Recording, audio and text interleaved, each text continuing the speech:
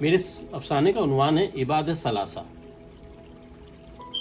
یکایک اس کی زندگی میں سے خلا ناپید ہو گیا۔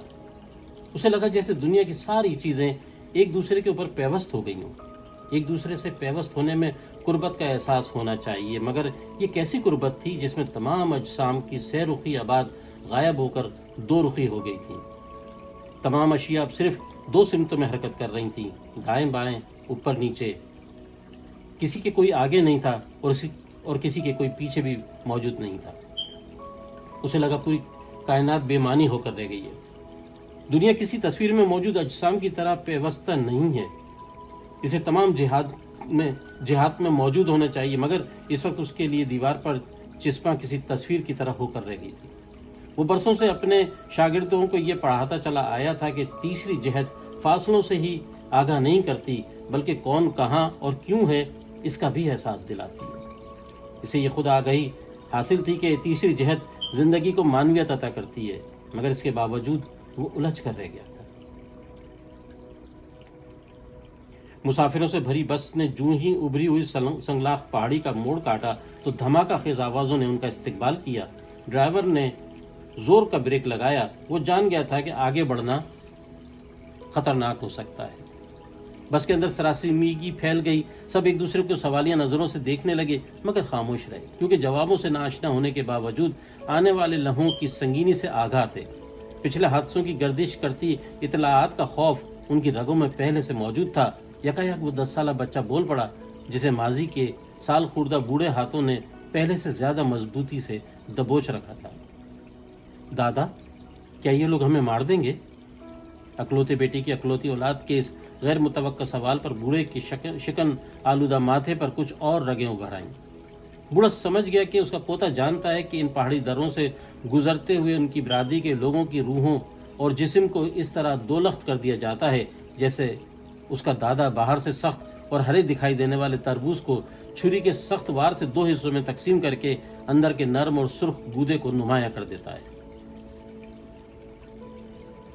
اسے جب آپریشن تھیٹر میں لایا گیا تو یکایک وہ اچھل پڑا۔ کمرہ بھاری مشینوں، آلات اور تیز روشنی والے کمکموں سے مزین تھا، مگر اس کے اچھلنے کی وجہ کچھ اور تھی۔ وہ بولا، ڈاکٹر، میں ٹھیک ہو گیا ہوں۔ میں اس کمرے کے تینوں ابعاد کو اپنی آنکھوں سے دیکھ رہا ہوں۔ اب مجھے کسی لیزر یا انجیکشن کی ضرورت نہیں ہے۔ آپ گھبرائیے نہیں یا لیٹ جائیے، جتنا آپ سکون سے رہیں گے میں آسانی سے کام کر سکوں گا، ڈاکٹر نے اس کی بات انسنی کرتے ہوئے کہا۔ میں سچ کہہ رہا ہوں، میں صرف 2 ہی ڈائمینشن محسوس کر رہا تھا، مگر اس کمرے میں دائیں بائیں، اوپر نیچے کے علاوہ آگے پیچھے یعنی ساری سمتیں موجود ہیں۔ چنانچہ اس کا مطلب ہے کہ میری آنکھیں ٹھیک کام کر رہی ہیں۔ آپ کتابی ڈائمینشن کا خیال اپنے دماغ سے نکال دیں۔ آپ کو جو بیماری ہے مجھے معلوم ہے اور میں اسی کا علاج کر رہا ہوں۔ اگر آپ میرے ساتھ تعاون نہیں کریں گے تو میں آپ کا علاج نہیں کر سکوں گا۔ آپ یقیناً میری بات سمجھ رہے ہوں گے، ڈاکٹر نے رسانیت سے سمجھاتے ہوئے کہا۔ اس دوران 2 مددگاروں نے اسے آپریشن ٹیبل پر لٹھا دیا۔ اسے بے چینی محسوس ہو رہی تھی۔ اس نے ایک مددگار کا ہاتھ جھٹک دیا۔ ڈاکٹر کے چہرے پر غصے کے آثار نمودار ہو گئے۔ اس نے ہاتھوں کے دستانے اتارتے ہوئے غصے میں کہا، انہیں باہر لے جاؤ، ایک ایک کر کے سب باہر آ جاؤ۔ سخت اور کرخت آواز ابھری۔ سب نے ایک دوسرے کو بسی سے دیکھا۔ وہ جانتے تھے کہ اب کیا ہونے والا ہے۔ بوڑھے نے سیٹ سے اٹھتے ہوئے اپنے پوتے کو سینے سے جکڑ لیا تھا۔ وہ جان گیا تھا کہ حال میں کہیں موجود اس کے اپنے بیٹے کے ماضی اور مستقبل کے رشتوں کی کڑی ٹوٹنے والی ہے۔ وہ جانتا تھا کہ ظالم لوگ معصوم بچوں کو بھی نہیں چھوڑتے۔ اسی لیے اس نے اپنے پوتے کو دھیرے سے کہا، ہم جب بس سے اتریں تو تم فوراً بس کے نیچے سے دوسری طرف نکل کر بھاگ جانا۔ خدا تمہارا حامی و ناصر ہو۔ بوڑھے کے الفاظ بچے کے کانوں تک پہنچ گئے تھے۔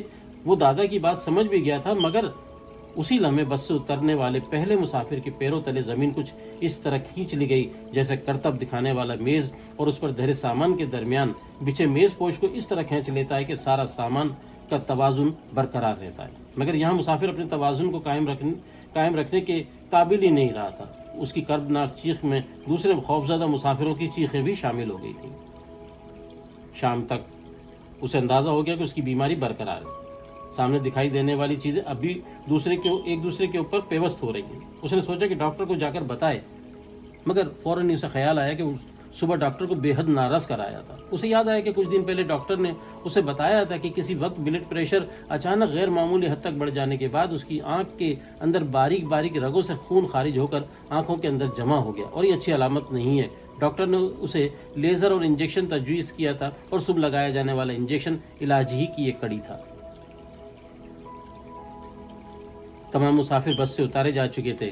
بوڑھا اور اس کا 10 سالہ پوتا اترنے والے آخری افراد تھے، اور نعرے کی گونج میں زمین کو چھونے والا آخری قدم اسی بچے کا تھا، جس کے دادا نے ہاتھ جوڑتے ہوئے التجا کی تھی کہ خدا کے واسطے اس بچے کو چھوڑ دو، مگر جواب میں نفرت بھرا ایک بے رحم کہا مسرتوں میں دراڑ ڈالتے نعرے کی گونج فضا کو نامانوس کرتی بارود کی بو اور معصوم حلقوم سے ابلتے گرم انسانی لہو کی مہک کے علاوہ وہاں اور کچھ نہیں تھا۔ خیالات کی رو بہتی چلی جا رہی تھی۔ ڈاکٹر نے اپنی رائے کا اظہار کرتے ہوئے کہا تھا کہ ہو سکتا ہے کہ آپ کو کسی غیر معمولی بات کی وجہ سے اچانک شاک لگا ہو اور آپ کا بلڈ پریشر شوٹ کر گیا ہو۔ اس کے ذہن کے پردے پر چند ماہ کے واقعات گردش کرنے لگے۔ وہ ہڑبڑا کر اٹھ بیٹھا، یادوں کی لہروں پر ابھرنے والا ایک واقعہ بکھر کر رہ گیا، جس میں خوف سرایت کر گیا۔ اسے لگا جیسے آس پاس آتشی اسلحے سے گولیاں برسائی جا رہی ہیں۔ نہ جانے کس قدر سنگین منظر تھا جس نے اسے دہلا کر رکھ دیا تھا۔ اس نے قریبی جالیوں کا سہارا لیا اور سنگین فرش پر ڈھیر ہوتا چلا گیا۔ اس نے چاہا کہ وہ ڈاکٹر کو جا کر بتائے کہ اس کی آنکھوں پر عذاب رگوں سے نہیں بلکہ کلیجوں کے پھٹنے سے آیا تھا۔ جب اس کے بوڑھے باپ اور بیٹے سمیت پوری بس کے مسافروں کو دین کے خود ساختہ دائرے سے خارج کرتے ہوئے زندگی کے دائرے سے باہر پھینک دیا گیا تھا۔ بتاتے ہیں کہ اس کی آنکھوں کی بنیادی اوصاف میں تیسری ڈائمنشن اب بھی موجود تھی، مگر لاوے کی طرح پھٹ جانے والی رگوں سے نکلنے والے خون کی دبیس تہ کی وجہ سے سارے خوشنما منظر دھندلا گئے تھے، اور جمع ہوا خون اب دھیرے دھیرے اپنی اصل رنگت میں بھی کھوتا جا رہا تھا۔ بوڑھے باپ اور نوعمر بیٹے کی صورت میں ماضی اور مستقبل اور آنکھوں سے چیزوں کے آگے پیچھے ہونے کے احساس کی گمگشتگی کے لیے مرد کلندر جو اپنی بیمار بیوی کو برسوں پہلے دشوار گزار راستوں سے شہر کے اسپتال لاتے ہوئے سفر کے دوران ہی کھو چکا تھا، کے پاس اب خاندانی سرمایہ کی صورت میں کوئی جمع پونجی نہیں بچی تھی، اور اب صرف لمحہ بھر کو بڑھ جانے والے فشار خون نے اس کی باریک رگوں کے تناؤ کو بڑھاتے ہوئے اس کی آنکھوں کو خون آلودہ کر دیا تھا۔ وقت کی چوتھی جہت میں موجود ہوتے ہوئے بھی اس کی زندگی منجمد ہو کر رہ گئی تھی۔